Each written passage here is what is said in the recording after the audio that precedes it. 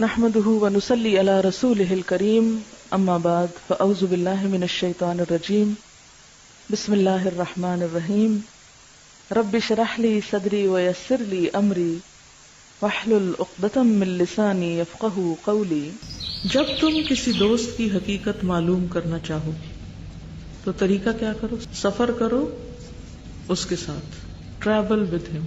سفر میں حقیقت کھل جاتی ہے، انسان کی پردہ ہٹ جاتا ہے ظاہر سے، کھل جاتا ہے ظاہر اور انکشاف ہو جاتا ہے حقیقت حال کا۔ سفر کو سفر کہا کیوں گیا؟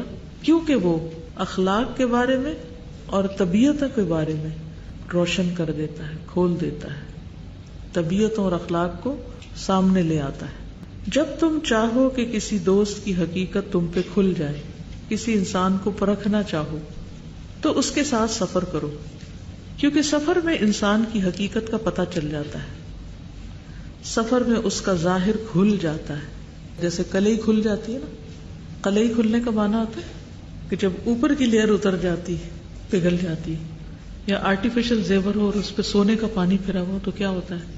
کچھ عرصے کے بعد اتر جاتا ہے۔ اور سفر میں ہی اندر کا پتہ چلتا ہے۔ آخر سفر کو سفر کیوں کہا جاتا ہے؟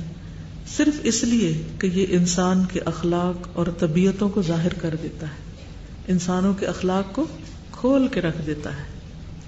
کتنی حکمت کی بات ہے کہ بجائے اس کے کہ لوگوں کی سنی سنائی باتوں پر یقین کرو، کسی انسان کے بارے میں کوئی رائے رکھو، خود تجربہ کرو۔ تجربہ کیسے ہو کہ اس کے ساتھ سفر کرو، کیونکہ جب کوئی انسان اپنے گھر میں آپ کو ملتا ہے تو وہ ایک خاص پروٹیکٹڈ ماحول میں ہوتا ہے، وہ اپنے اوپر بہت سے کھول چڑھا لیتا ہے، تو اس کی ساری عادتیں نہیں سمجھ میں آتی کہ اس کی حقیقت کیا ہے۔ لیکن جب ساتھ سفر کرتے ہیں تو دوسرے انسان کے سارے اخلاق، عادات، ہر چیز کا پتہ چل جاتا ہے کہ وہ سوتا کب ہے، وہ جاگتا کب ہے، وہ نماز کیسی پڑھتا ہے، وہ کھانا کیسے کھاتا ہے، اس کا لباس کیسا ہوتا ہے، وہ صاف رہتا ہے یا نہیں رہتا، وہ امانت دار ہے یا نہیں، کیونکہ مثلا وہ ٹکٹ خریدے گا تو کیسی پیمنٹ کرے گا، وہ اگر راستے میں کھانا خریدے گا تو کیا کرے گا۔ تو اس کی زندگی کے سارے پہلو کھل کے سامنے آ جاتے ہیں۔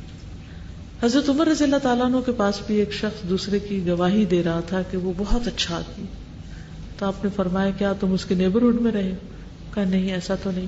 کہا کیا تم نے ساتھ سفر کیا؟ کہا ایسا نہیں۔ کہا پھر تمہیں گواہی دینے کا کوئی حق نہیں، کیونکہ تم جانتے ہی نہیں اس کو۔ اگر تم کسی کے بارے میں جاننا چاہو تو پھر اس کے ساتھ سفر کرو۔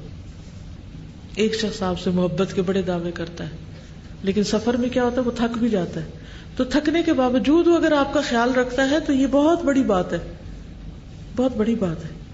اسی طرح جب آپ سفر کرتے ہیں تو مثلا جہاز کا سفر کرتے ہیں یا کئی گھنٹوں کا بس وغیرہ کا سفر کرتے ہیں تو اس سے بہت سے پیسنجرز کے بارے میں آپ کو خود بخود اندازہ ہونے لگتا ہے کہ لوگ کن عادتوں کے مالک ہیں۔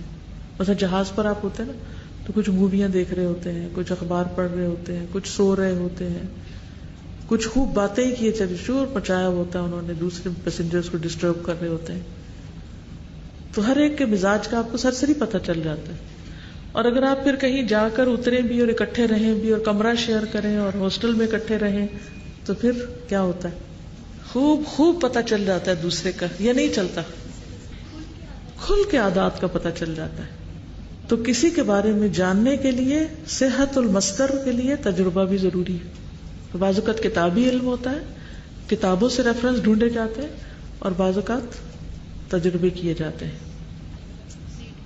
سیٹ پہ جھگڑا ہو جاتا ہے، جوتوں پہ جھگڑا ہو جاتا ہے کہ کون میرے جوتے پہن گیا اور اس نے گیلے کر دیے، کس نے میرا برش استعمال کر لیا، کس نے میرا صابن استعمال کر لیا۔ کئی لوگ ہوتے ہیں نا، وہ اپنی چیزیں نہیں لاتے، وہ دوسروں کی استعمال کرتے رہتے ہیں۔ سفر میں خود کچھ ساتھ نہیں رکھیں، کچھ مال خرچ نہیں کریں گے، ان کے بخل کا پتہ چل جاتا ہے۔ تو سفر جو ہے وہ بہت سی چیزوں کو روشن کر دیتا ہے، یعنی آپ سفر کرتے ہیں تو نئی نئی چیزیں دیکھتے ہیں اور نئے نئے لوگوں کو ملتے ہیں، اور جو ساتھی ہوتے ہیں سفر کے وہ آپ پر خوب عیاں ہو جاتے ہیں، پھر آپ ان پر اعتماد کر سکتے ہیں، ان کے ساتھ رہ سکتے ہیں یا چھوڑ سکتے ہیں۔ لوگوں کو جاننے کے لیے ان کے ساتھ سفر کیجیے، تھوڑا یا زیادہ۔ اب بہت سے لوگ حج یا عمرے کے لیے جاتے ہیں تو کھل کے سامنے آ جاتا ہے کہ وہ وہاں کر کیا رہے ہیں۔ کچھ بازاروں میں گھوم رہے ہوتے ہیں، کچھ حرم میں سو رہے ہوتے ہیں، خراٹے لے رہے ہوتے ہیں، اذان ہوتی ہے اور نماز شروع کر دیتے ہیں۔ اس سے پتہ چلتا ہے کہ ان کو احکام ہی نہیں پتہ، یعنی سونے سے وضو نہیں رہتا، کچھ لوگ وضو کر رہے تھے تو پتہ چلتا ہے ان کو وضو ہی نہیں کرنا آتا، کچھ لوگوں کو طہارت کا طریقہ نہیں آتا، کچھ لوگ واش روم میں انتہائی گندے کر دیتے، ایک ایک چیز کھل کے سامنے آ جاتی۔ اچھا ایک اور بات، یہ آپ نے کبھی بھی نہیں کرنا کہ جب کسی کے ساتھ سفر کریں اور اس کے عیب اور برائیاں دیکھیں تو گھر جا کے کہانیاں سنانی شروع کر دیں۔ کچھ لوگ جب حج کے واقعات بیان کرتے ہیں تو سوائے نیگیٹو باتیں کرنے کے کچھ بھی نہیں کر رہے ہوتے، فلاں نے یہ لڑائی کی، فلاں ایسا ہے، فلاں ایسا ہے۔